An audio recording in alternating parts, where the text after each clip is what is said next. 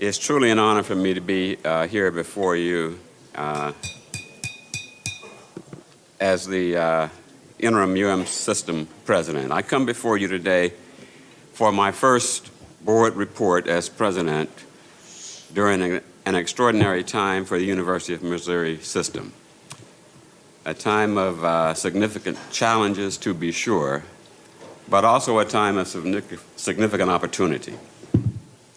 We're addressing our challenges with the determination to move us forward so that our great university can get back to achieving its mission of education, research, economic development, and service.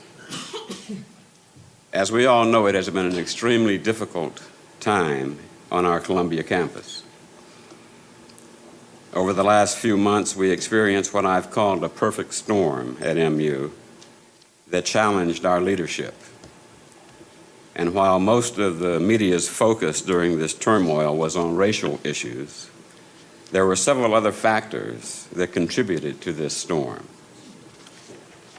What we are dealing with is a series of events leading to an accumulation and groundswell of frustrations. Acknowledging all these factors, the concerns of graduate students losing their health insurance, the highly charged decisions regarding Planned Parenthood, deans and faculty expressing unsureness about leadership and academic freedom, controversial changes in leadership at our health system. Acknowledging these factors provides a context for all that we are experiencing, but it does not diminish the importance of or lessen the desire to better address the concerns expressed by our students of color and other marginalized students. Since taking office, in almost every conversation, I've been asked what my main priority is in this interim role. I welcome that question because it has given me an opportunity to acknowledge all that the university has endured in recent events and our commitment to address those concerns effectively. It also allows me to clarify the valuable role that the University of Missouri System has on all of our campuses. And it allows me to express my desire to do all that I can to instill confidence that this university will grow and improve from these experiences. The leadership team and I must rebuild and regain the confidence of our students, our faculty, our staff, parents of our students, alumni, donors, legislators, and friends of the university. That is imperative. But we must also address the issue in front of us that led to the events that ensued. The trust of our constituents is dependent upon our addressing of these issues as we said we would. And it is my intent to do that. So my answer has been that these two tasks go hand in hand as my first priority in this interim role. As university administration, we must address these social challenges. These challenges we have faced present us with a unique opportunity to position the UM system as a national leader in how we address the social issues of combating racism, promotion of diversity, equity, and inclusion. And as is evidenced by this panel that just wowed us, we have a great team working very hard to ensure that our campuses, their environments, and their climates embody that culture of respect. The board introduced several diversity, equity, and inclusion initiatives in November on which we are making real progress. For example, as evidenced by the panel, we now have full-time campus diversity, equity, and inclusion officers employed on each campus, each reporting directly to our chancellors. We'll be announcing the hiring of a first ever UM System Chief Diversity, Equity, and Inclusion Officer within the next 60 days. That individual, of course, will focus at the system level on the organizational approaches that Susan Wilson so eloquently discussed in her presentation.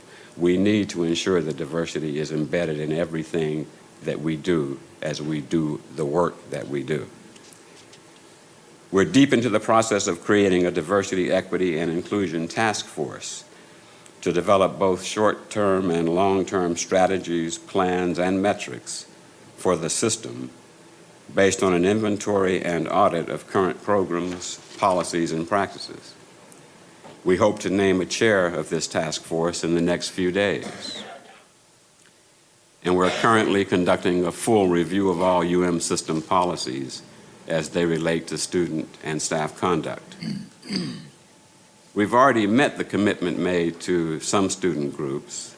The full Board of Curators held a listening session on November 20th on the Columbia campus in which representatives of 14 student groups were able to directly address the board with their concerns, their experiences, and their perspectives. This information will help inform the board when it considers future decisions. And we intend to work with student leadership on all campuses to ensure that their voices continue to be heard. As we go forward, we must remember that one of the benefits as a system is the opportunity for our campuses to learn from each other. For example, right here on the UMSL campus, they have much to share. They were recently named a Higher Education Excellence in Diversity honoree for the 3rd consecutive year. I understand that to be the longest active streak in the state. Chancellor George has established diversity and inclusion as fundamental organizational principles on this campus. UMKC, with Dr. Wilson, has certainly embedded diversity and inclusion as a part of how that campus operates. UMKC also has developed a remarkable method for conducting productive listening sessions that we hope to replicate on all 4 campuses. No doubt there is much work to do. But as we move forward, we must also remind ourselves daily that the university has not changed given the recent events. We have a very rich 176-plus year history of academic excellence and tradition. So although this has been a difficult time, let's remember that the university remains an incredible asset to the state of Missouri and a beacon of hope for all Missourians. Even during the times of turmoil at MU, our great university system never stopped serving our state and improving the lives of all 6 million Missourians every day, educating more than 77,000 students, making advances in research that benefit all of us, providing health care to thousands of Missourians, sharing our experience in communities large and small through our extension services across the state of Missouri, and certainly helping to strengthen Missouri's economy. These activities that make Missouri a better place to live in have gone on unabated during this situation, further reinforcing that our great university has the brightest of futures ahead of it. Our mission still remains the same, and we will continue to uphold that mission as we tackle these tough issues. And that's exactly what I intend to do. But we will be unable credibly to advance the mission of the university until we put in place mechanisms that promise realistically to work in addressing the issues that gave rise to our recent turmoil. Once these mechanisms are set in motion, I'm confident in the leadership that we have to keep them moving productively toward real progress. Then, as interim president, it is crucial that I manage the university and provide full support to the chancellors to carry out the important work on the campuses. Through this perfect storm. I have heard from students, faculty, staff, parents, alumni, donors, friends, and legislators. I've been talking a lot over the last 3 weeks. I have listened and will continue to listen, and I believe I understand all of their concerns. Now more than ever, we need everyone's support to move this university forward. The University of Missouri is an incredible institution, and as I've told several people I've talked with now is the time to thrive at this university. It's an immense time of change, and as we grow, we will flourish and truly become an example to be even more proud of. Among some of the concerns I've heard, there have been reports questioning the value of and the need for a University of Missouri system. The UM system is in place to foster collaboration and manage resources to best serve the 4 campuses of our system by harnessing economies of scale, both administratively and academically, identifying and communicating best practices to the campuses, implementing shared services without eliminating operational unit agility and innovation, providing fiscal oversight to ensure effective and efficient use of resources, developing innovative funding sources, and leveraging skills that exist at the system and at the campus levels to add value to all the campuses. I can assure you that without the UM system, the cost of operating separate services for each of the campuses, as opposed to several of the centralized functions that we currently have in existence, would cost at least more than double system-wide. It is clear that the absence of a UM system would therefore be a short-sighted and very costly proposition. Yesterday, you heard from Vice President Burnett regarding the efficiencies and effectiveness initiatives that have benefited the university system-wide. These cost savings are just the start to what we can accomplish when we have a fundamentally valuable system in place to support our 4 campuses. We have much to be proud of at the University of Missouri.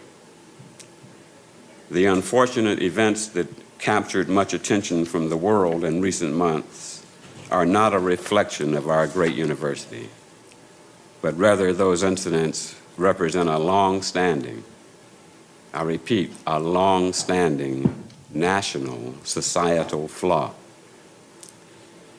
We are fortunate now to have an opportunity to become stronger and more equipped to handle these very difficult issues that have a presence on all university campuses, and we fully intend to provide a positive example for our peers around the nation to learn from rather than to shy away from these experiences.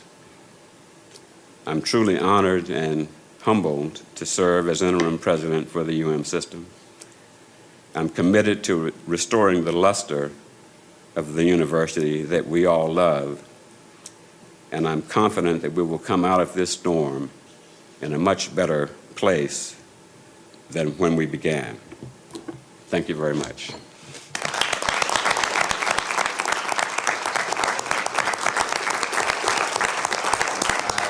I'd be happy to answer any questions or hear any comments you might have.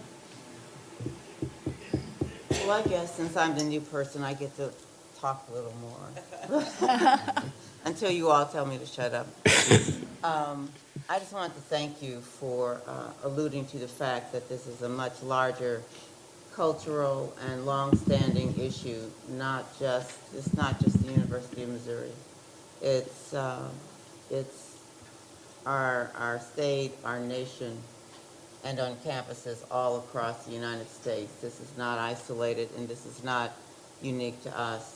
And I appreciate your commitment to directly face the issue, because if we do not face it squarely, we will continue to repeat history as we have so many times. Thank you. You're absolutely right. Some of us have been involved in this issue for our entire lifetimes. And we can look to our families, our histories, and recognize that our parents and grandparents have been involved with this issue for their lifetimes. But it's time for us to confront these issues and develop systems and mechanisms that will enable us to move beyond these issues in the future. And I'm committed to trying to do that. So thank you. Mike, earlier in your comments, you pointed out, and I know you believe, that we really are uniquely positioned to become a national leader in this effort. And I think that's important that we recognize that, and I know that the board will support you in every effort to achieve that goal. Thank you, Curator. And we are indeed positioned. I mean, we were thrust into the national spotlight. And you can either take that as an embarrassment and a harmful incident. I would much rather view it as us being chosen to take the lead to set the world right. Yes. We clap again? Yeah.